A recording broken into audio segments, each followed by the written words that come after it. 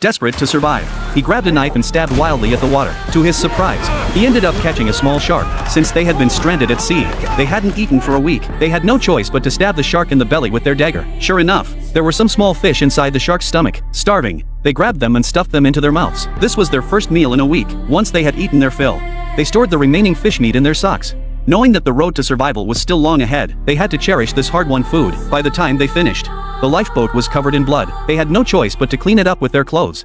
Unaware that the scent of blood would soon attract sharks, the captain urged his teammates not to go near the edge of the raft, lest they easily become the sharks' next meal. They could only sit there, afraid to move. But late at night, when all was quiet, one young man forgot the captain's warning. Without a word, he reached into the sea to wash his face. The next second, he was bitten by a shark. Fortunately, it was a small shark. Seeing that the bite wasn't very deep, the captain immediately found a piece of cloth to bandage it. From then on, they had to be extremely careful. As the days passed, they had been adrift in the Pacific for nearly half a month. When hungry, they ate some fish. When thirsty, they drank the seawater. Fortunately, the young man's wound didn't become infected, and in order to return to land as soon as possible, they prayed to the heavens every day, hoping to encounter a passing ship. But while their hopes were high, reality was harsh. They never encountered a single vessel. Even more terrifying was that their food and water were running out. Just as everyone was about to faint from hunger, one of the young men suddenly raised a pistol. At first, his teammates thought he'd lost his mind, but he aimed the gun at the captain. It turned out that an albatross had flown right past the captain. Starving,